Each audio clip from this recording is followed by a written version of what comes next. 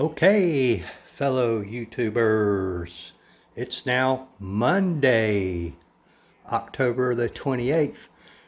Pretty soon be handing out candy to the little munsters, but that's okay. Our 66 Volkswagen I now pronounce finished.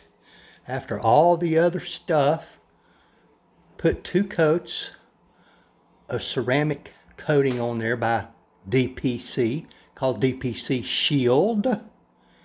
Did the paint, all the metal parts, the chrome, did the glass, the wheels, the bumpers, everything, all the plastic, rubber, everything that could be ceramic coated was.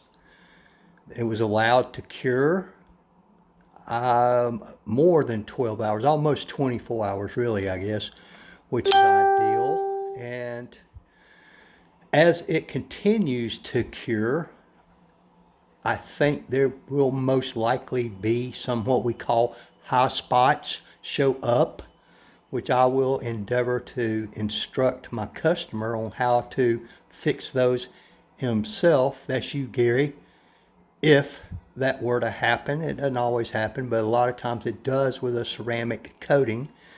At any rate, then it was topped off, as we call it, with an SiO2 spray, also by DPC Shield, called Armor, which when I'm using coats over top of coats, over product over top of product, I like to try and keep it all in the same family, because that's what they experiment with, is their own products for the most part, to make sure they are compatible. So whenever possible, I like to do that. But we'll do a quick walk around. Did the tires and wheels this morning, finished up the glass. In fact, everything that I could think of that needs to be, the inside of the glass needs to be done, but that wasn't part of my deal here, doing anything on the interior. But I guarantee you the outside glass has all been cleaned, clay barred, stripped, polished with a buffer, and then a coating put on that as well. So I'll have to write up for him what products to use and how to maintain this. The bumpers were ceramic coated. They were polished first before I put them back on, as well as the other emblems and stuff. Just take a quick walk around. I think this car bears a startling difference now as opposed to when it first arrived. A little tight in here, so I haven't figured out how to use the zoom on this camera yet, so I have to walk in and out trying to get stuff. I put a high quality tire treatment on those tires, a water-based one, and also ceramic coated and SiO2 topped the wheels and the covers. That other wheel on the other side I'll show you shortly. I didn't worry about it too much because I think he's just got it on there as a spare. It's a totally different aftermarket wheel than all this stuff. And I think the rest of those aftermarket wheels are in the back seat. But as you can see, the roof, which was really, really, really rough, almost white when it got here, has turned out relatively well. Like I said, it passes the 4 to 6 foot test. But if you were to pull this out in the direct sunlight, you would be able to see, if you got up closer, the defects that are left in the paint. And it'll be a decision for my customer to make, Gary, whether he wants to try to go to the Optimum Clear Coat Restore as a next level up. I'm not sure I would recommend that for this car with this El Cheapo paint job on it. I'm sure it would help in a lot of places. There are a lot of places I don't think it would do much good at all.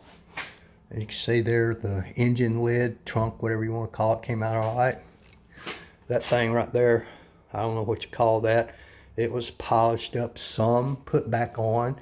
It was ceramic coated and SiO2 coated as well, as was the rear bumper, the tail lights, headlights, everything. But been a long journey. I'm glad it's over now. I'm going to have to go inside and write up everything that I did to it. which is probably going to take me quite some time, and instructions for him to how to maintain it and what products to use, because a ceramic coating is a little bit of a different animal. There you see that aftermarket wheel. I didn't spend a whole lot of time at all on that because I think he said he's going to put an original wheel back on there. But at any rate, I didn't spend any time on these running boards. They've got, I don't know what spray painted on there, truck bed liner it looks like to me. So I didn't waste any time on that. Wasn't part of the deal. The main thing he was concerned about was the paint, the trim, which has been spiffed up as good as it can be without removing it from the car.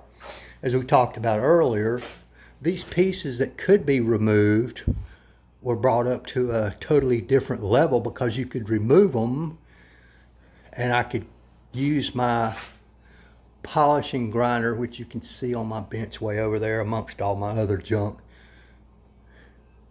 That's it, folks. Now I'm going to go in and do the paperwork and call the customer and tell him to come get this little lady out of my garage when he can. He works full-time job too, so it might be a day or two, so we'll see. Y'all help me out and hit that subscribe button, please. Thank you.